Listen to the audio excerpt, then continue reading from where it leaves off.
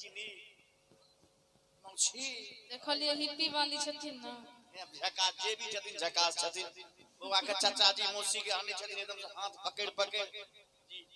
बाप धाग रेज की है और छथिन मौसी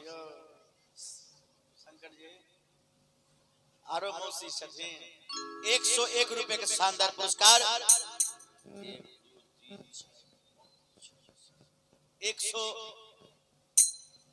100 से ज्यादा 111 रुपया एक बार ताली बजा दिए बुआ के मौसी के लिए ई 10 साल से 10 गो सिक्का जमा करके रखने रहथिन बुआ अपने सबके दैला 10 साल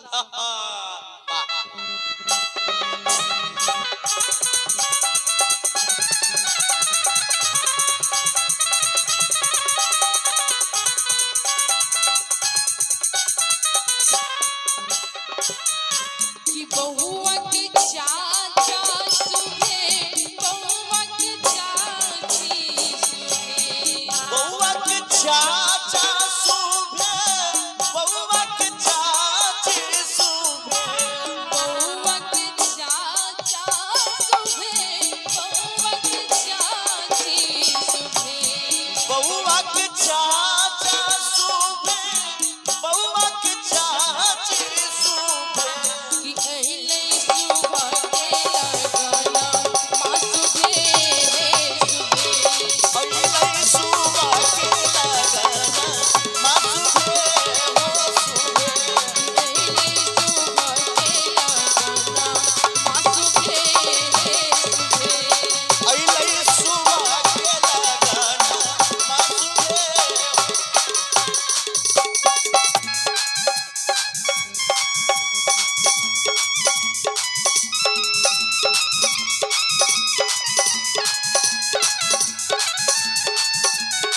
जय हो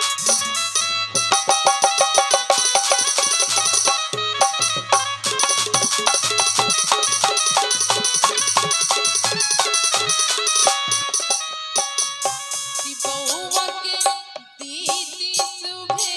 बहुआ के पीसा सुबे बउआ के दीदी सुबह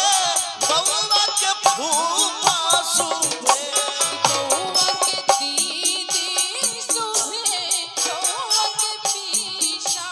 सुबे मौसम जी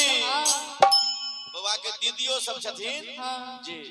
जब बउआ के दीदी सुबह